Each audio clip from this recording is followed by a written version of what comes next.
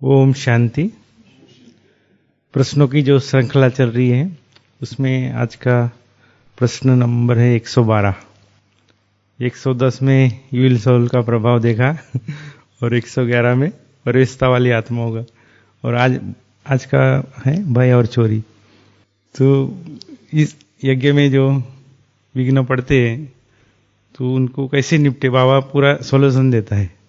तो आज भय और चोरी से कैसे मतलब मुक्त हो जाए ये युक्ति बताते हैं। तो प्रश्न है, आजकल किसी किसी स्थान पर चोरी और भय का वातावरण बहुत है, तो उससे कैसे बचे? तो बाप दादा का उत्तर है, इसमें योग की शक्ति बहुत चाहिए। मान लो कोई आपको डराने के ख्याल से आता है तो उस समय योग की शक्ति दो। अगर थोड़ा कुछ बोलेंगे तो नुकसान हो जाएगा, इसलिए ऐसे समय पर शांति की शक्ति दो। उस समय पर अगर थोड़े भी कुछ कहा तो उन्होंने जैसे अग्नि में घी डाला या तेल डाल दिया, भड़का देते ना क्रोधाग्नि को। तो जैसे अग्नि में तेल डाला, आप ऐसे रीति से रहो जैसे बेपरवाह है, हमको कोई परवाह नहीं है। तो जो करता है उसको साक्षी होकर और शांति की शक्ति दो, फिर उसके हाथ नहीं चलेंगे। वह समझेंगे इनको कोई परवाह नहीं है, नहीं तो डराते हैं, डर गए तो मर गए। वो बाबा ने मर गए नहीं बोला, डर गए, हलचल में आए तो वह और ही हलचल में लाते हैं। भय भी उन्हें हिम्मत दिलाता है, अगर हम डर जाते तो उन लोगों को हिम्मत दिलाता है। इसलिए भय में नहीं आना चाहिए। ऐसे टाइम पर साक्षी दृष्टा की स्थिति यूज करनी है, अभ्यास चाहिए ऐसे टाइम पर। तो ये बाप दादा का उत्तर था कि चोरी और जो भय है उससे कैसे मुक्त हो जाए। तो बाबा ने 3 युक्तियां खास बताई कि एक तो योग की शक्ति दो, योग की शक्ति और शांति की शक्ति और साक्षी दृष्टा की स्थिति। तो ये हम ब्राह्मणों में होना चाहिए, ऐसी कोई स्थितियां हो जाती हैं।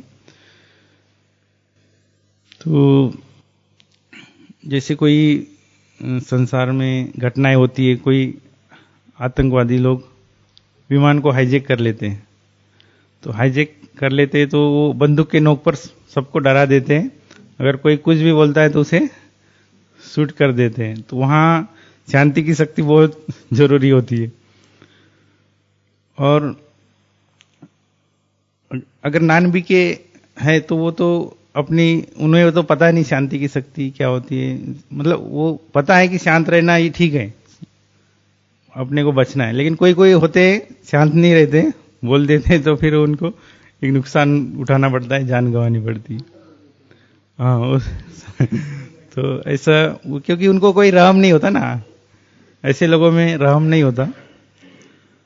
तो ऐसी घटनाएं हमको कभी सुनने मिलती है, देखने मिलती है।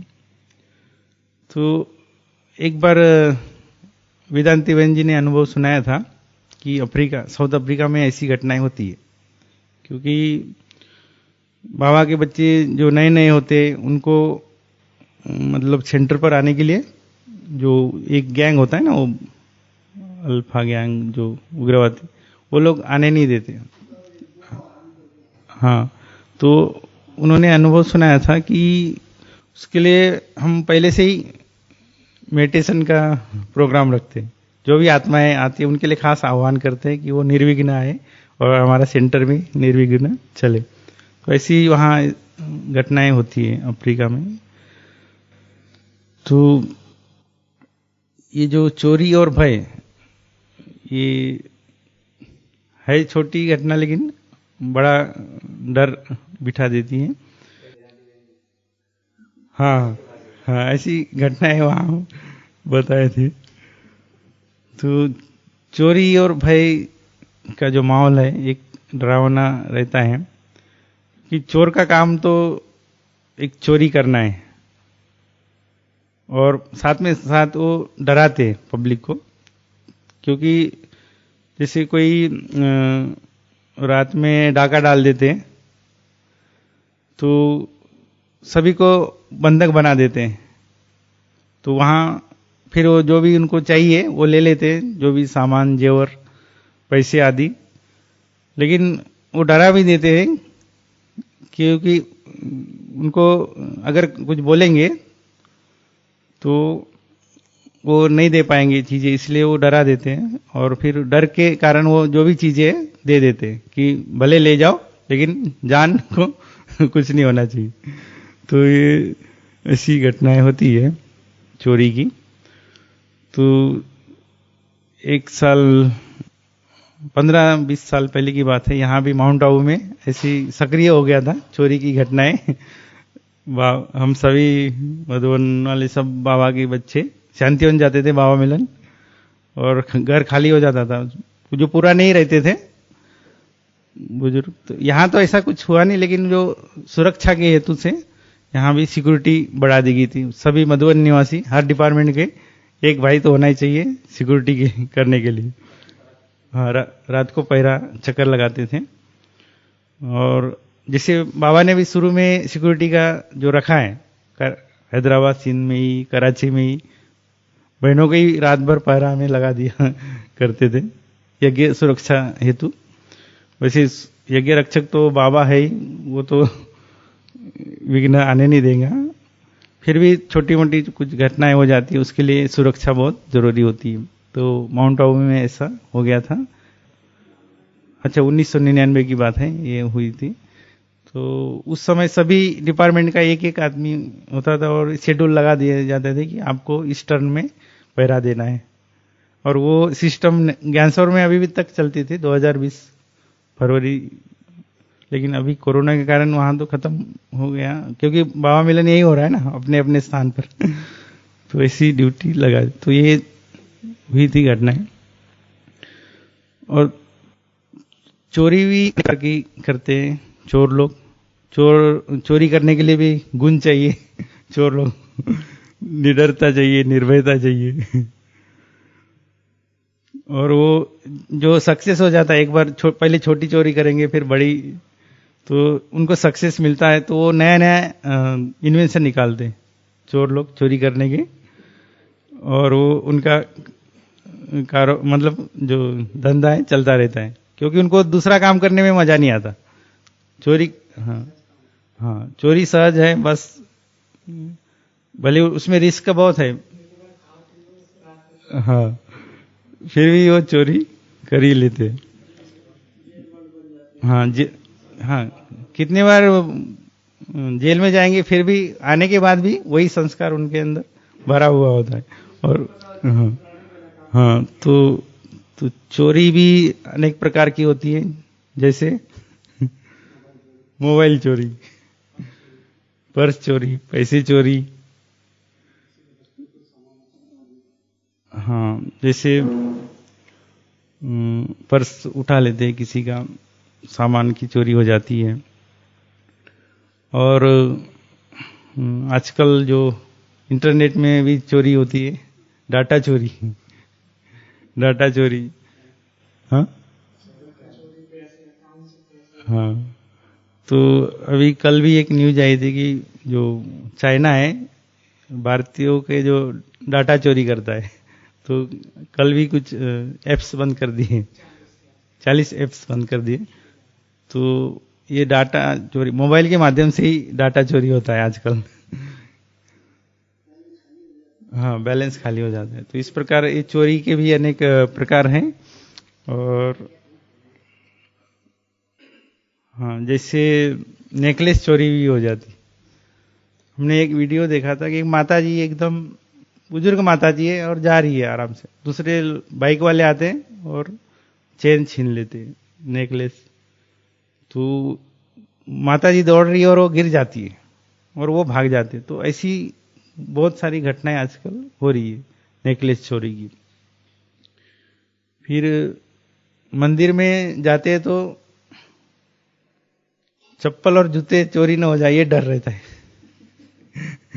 भले पूजा पाठ करेंगे लेकिन उनका मन बुद्धि चप्पल जूते में रह जाएगा।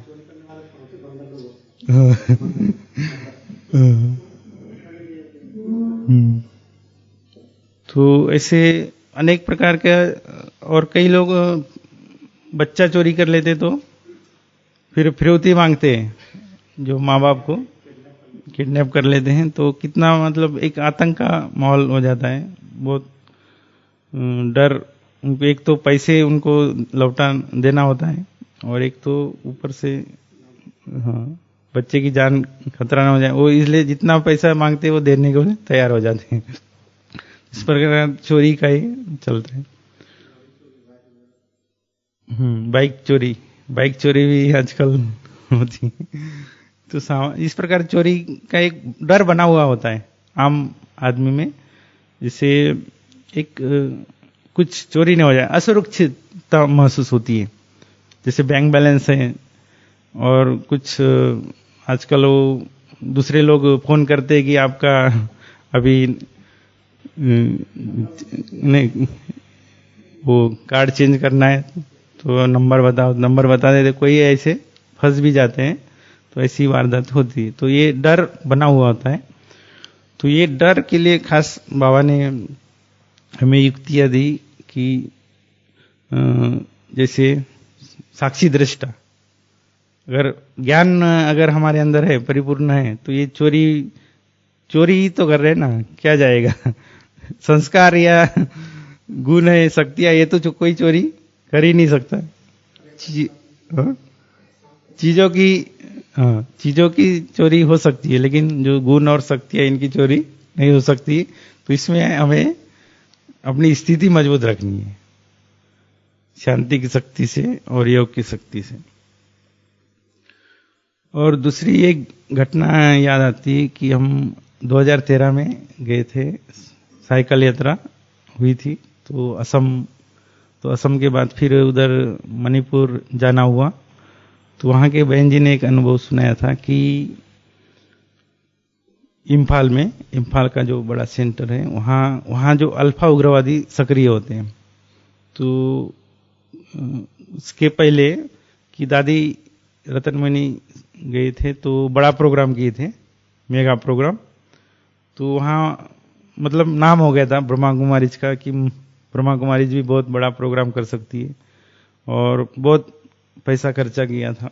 तो ये वहां के जो उग्रवादी लोग हैं, उनको पता चल गई थी ये बहुत पैसे वाले लोग हैं ब्रह्मा कुमारीज।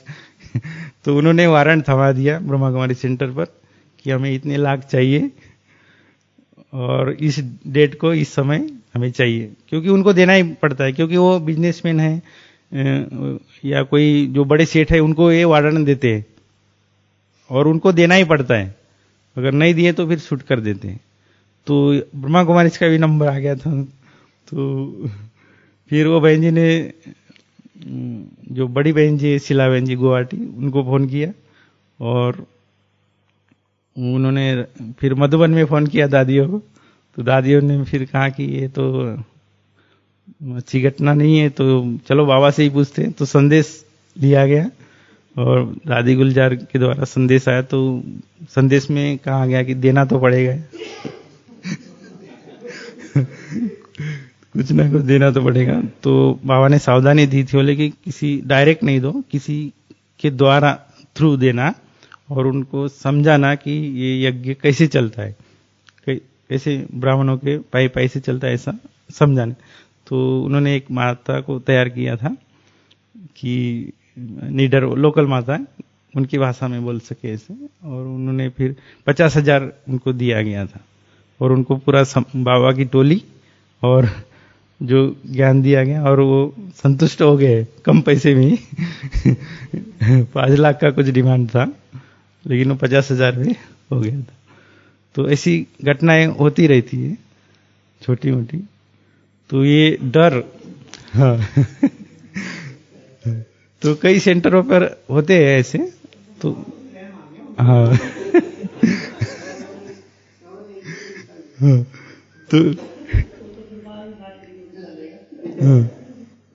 तो ऐसी घटनाएं होती है। अच्छा, वो पूर्वोत्तर में ऐसी ज्यादा सुनने को मिलती है, जैसे मेघालय है या नागालैंड है, इसमें ऐसे सक्रिय होते हैं। वो दूसरी बात सुना था कि जो हम गए थे उधर, तो दीमापुर आता है नागालैंड में, तो वहां शाम के समय गए 4:30 ऐसा कुछ।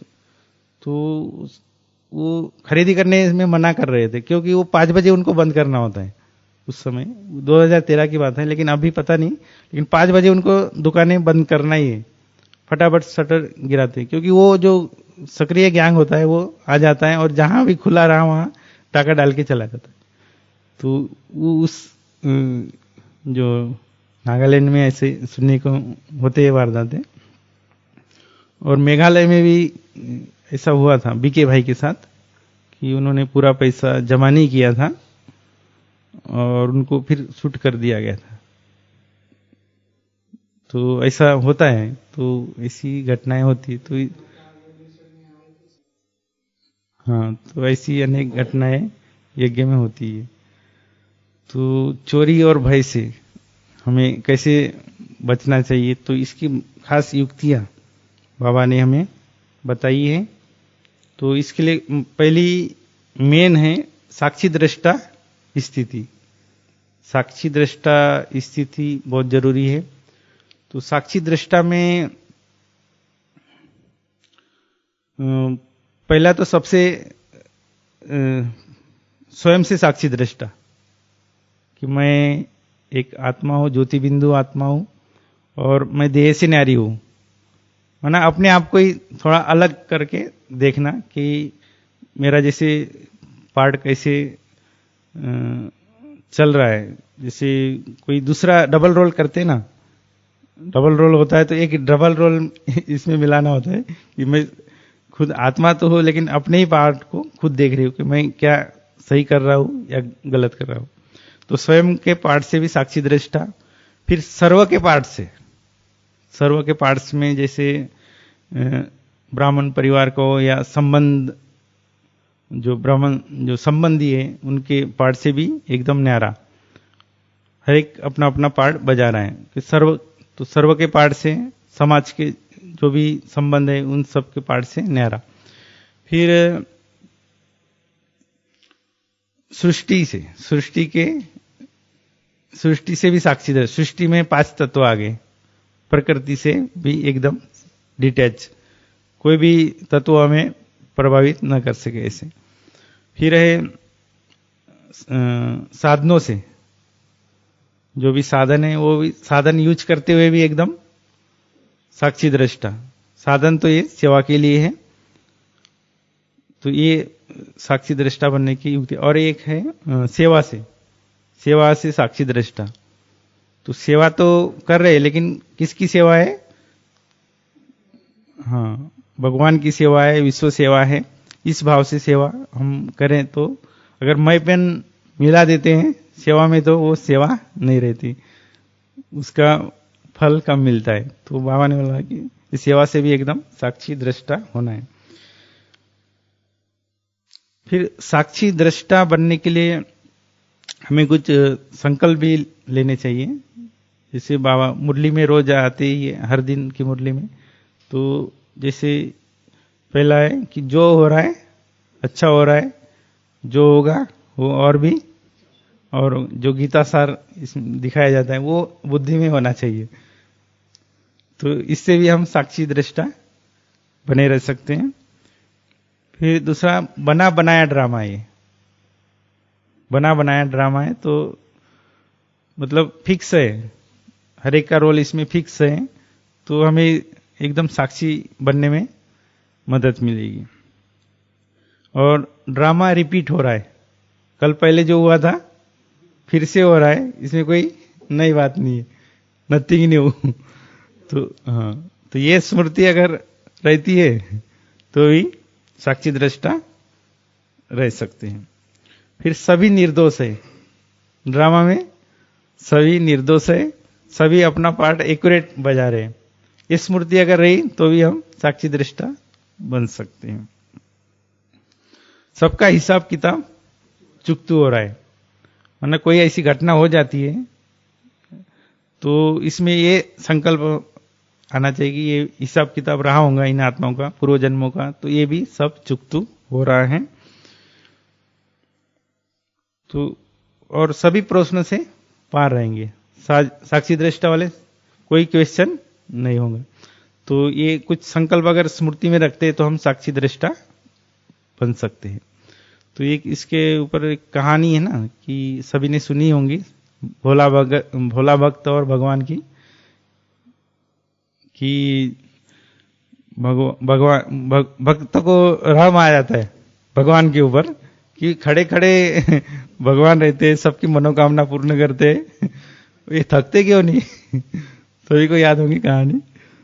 तो वो भगवान जी के पास अपनी फरियाद लेके जाते हैं कि आप थकते नहीं, कभी आपको रेस्ट करने की इच्छा नहीं? तो भगवान जी कहते कि नहीं, इच्छा तो है लेकिन मेरे यहाँ खड़ा रहने वाला चाहिए ना कोई। तो बोलता है मैं हूं ना, भक्त बोलता है मैं हूं ना, और वो भगवान जी की जगह खड़ा हो जाता है। और वो भगवान जी कहते हैं कि आपको साक्षी होके देखना है, कुछ करना नहीं है, एकदम सब प्रोग्राम सेट है, जो भी हो रहा है, जो भी फरियाद लेके आएंगे, कुछ भी बोलना नहीं है। लेकिन तो दूसरे दिन फिर क्या होता है कि एक बिजनेसमैन आते हैं। बिजनेसमैन तो वो भगवान जी का रोज पूजा करते हैं कि आप कारोबार अच्छा चल रहा है, अच्छी कमाई चल रही है, थैंक यू करने रोज आते हैं। लेकिन माथा टेकते वक्त उनका पर्स गिर जाता है। तो और चल जाते हैं, निकल जाते हैं। फिर दूसरा एक आता है गरीब व्यक्ति, उसको पैसे की जरूरत होती है, तो भगवान जी से मांगता है, तो उसको वो पर्स दिखता है तो उस पर नजर, तो वो समझता है कि भगवान जी की कृपा होगी, मुझे बटुआ मिल गया, पर्स मिल गया, तो वो चल देता है। फिर तीसरा व्यक्ति आता है जिसको विदेश यात्रा में जाना होता है, वो आशीर्वाद लेने आता है। तो जो पहले जिसका पर्स गिरा होता है वो आता है उसी समय कि वो उसको पूछता है, आपने मेरा पर्स देखा होगा, ले लिया होगा, दीजिए। लेकिन वो बोलता है नहीं, मैंने तो लिया ही नहीं, देखा ही नहीं। वो पुलिस कंप्लेन कर देता है, पुलिस आ जाती है, उसको पकड़ के ले जाती है। तो भोला भगत तो पहली दूसरी घटना में नहीं बोला, जैसे पर्स गिरा गरीब को मिल गया, लेकिन तीसरी घटना में वो बोल देता है कि नहीं नहीं, ये निर्दोष है, जिसको ले जाते हैं पुलिस। तो फिर वहां साक्षी दृष्टा की जो स्थिति वो भंग हो जाती है। तो फिर भगवान शाम को जब भगवान जी आते हैं रिटर्न, उनको बताता है भोला क्या है, मैंने तो बहुत अच्छा किया आज, एक भगत एक मतलब कुछ गलत होने से बचा दिया। तो भगवान जी कहते ये तो तुमने गड़बड़ कर दिया। तो ये ड्रामा पूरा सेट था। बिजनेसमैन के जो पैसे गए तो कोई बड़ी बात नहीं थी, थोड़ा, और जो गरीब को मिल गया तो अच्छा ही था। और जो तीसरा जो विदेश जाने वाला, उसका दुर्घटना होने वाली थी, प्लेन। तो इस प्रकार वो बताता है कि आपको बोलना नहीं था। तो ये साक्षी दृष्टा की कहानी भक्ति मार्ग में बताई जाती है। और दूसरा जैसे बाबा का जो अनुभव है अव्यक्त मुरली में, साक्षी दृष्टा का, जब संदेश आते थे संदेशियों के द्वारा, तो किसी ने पूछा गया कि बाबा अपना अनुभव सुनाओ, आप कैसे शरीर छोड़े। तो उसमें साक्षी होके कैसे बाबा ने शरीर छोड़ते हुए अपने आप को देखा, वो अनुभव सुनाया है कि जैसे 15-20 मिनट का कोई खेल था, और उसमें योग बल और कर्म भोग की कैसी मल्ल युद्ध चल रही है, वो बाबा देख रहे थे। और उसमें कर्म भोग हार खा रहा था, माना जो भी दर्द थोड़ा बहुत रहा होगा बहुत ज्यादा, और योग बल की जीत हो रही है। और कैसे उनका शरीर धीरे धीरे, क्योंकि वो इसको बाबा की खींच रहे, शिव बाबा उसको खींच रहे, आ जाओ आ जाओ, और बाबा इधर तैयारी में, मलयुद्ध चल रहा है। हाँ, तो उस समय का अनुभव संदेश में है कि कैसे एकदम सन्नाटा छाया हुआ है और भां भां की आवाज आ रही है। तो ऐसा उनको प्रतीत हो रहा था। और फिर एक तो अशरीरी बन रहे, एकदम आत्मा शरीर डिटेच हो रही है, वो अनुभव उनको हो रहा था। तो एकदम साक्षी होके देखा था, तो वो अनुभव बाबा ने ये सुनाया। वो 7 या 8 नंबर का संदेश है, उसमें ये है। तो इस प्रकार बाबा ने भी ये साक्षी दृष्टा अभ्यास एक हमारे लिए एग्जाम्पल दिया है कि हम भी कैसे अपने पाठ से साक्षी रहे।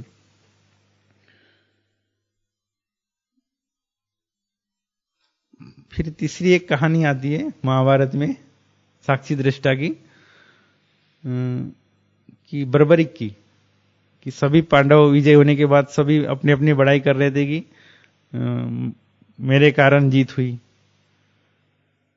माना अर्जुन बोल रहा था कि मेरे तीर से ही सारा हो रहा था, भीम बोल रहा है तो मैंने गदा से ही बहुतों को मारा। तो सब अपनी बड़ाई कर रहे थे।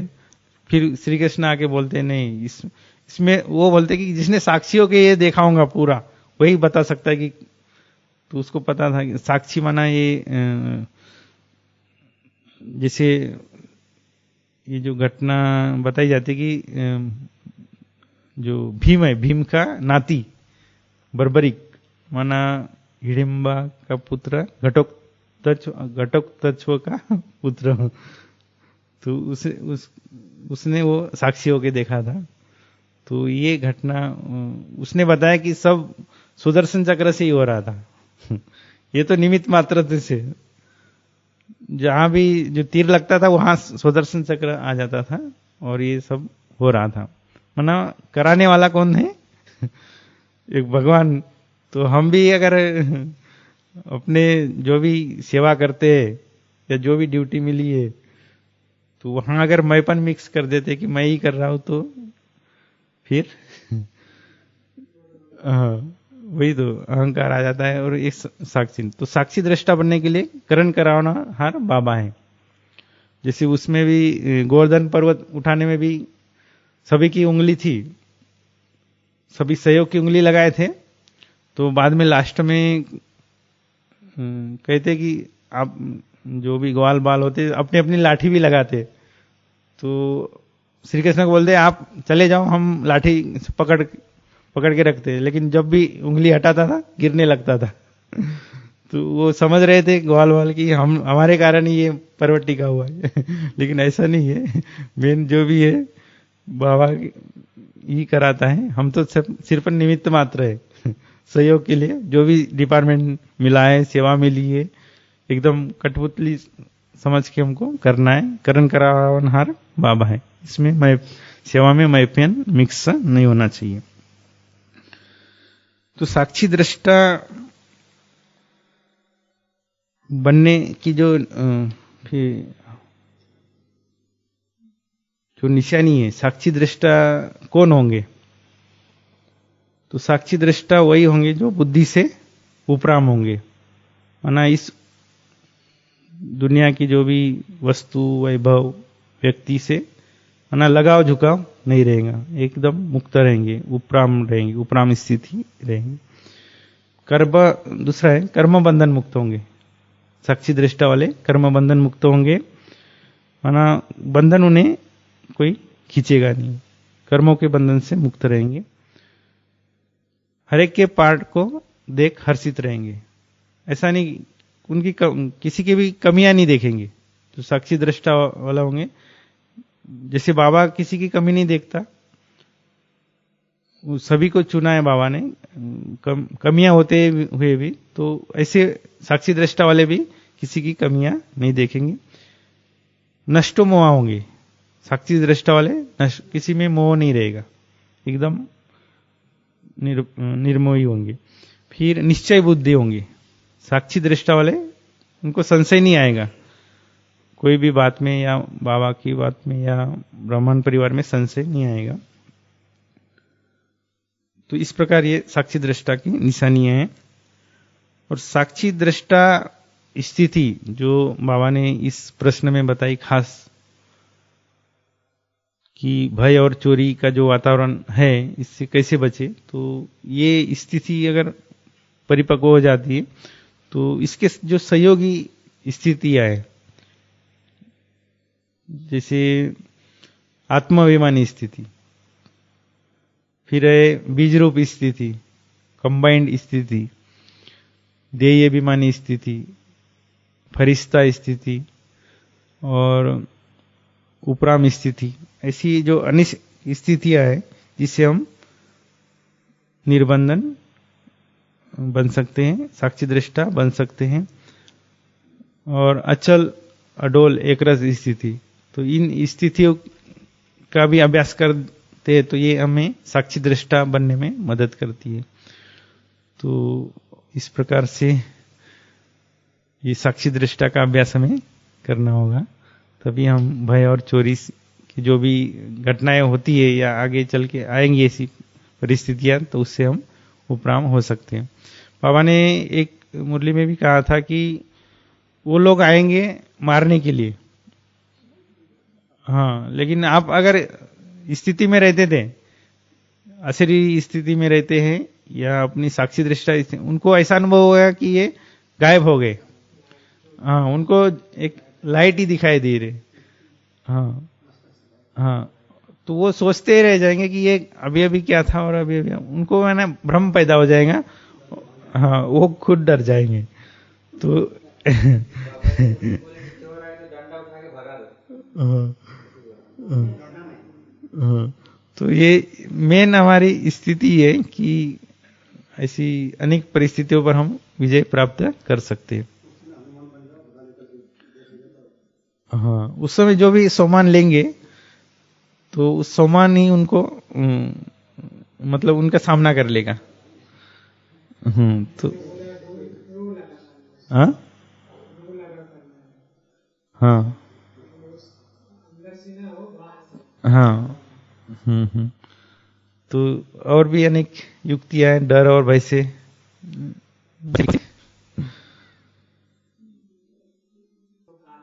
हाँ, तो मम्मा पूरा सोमान में रहती थी ना।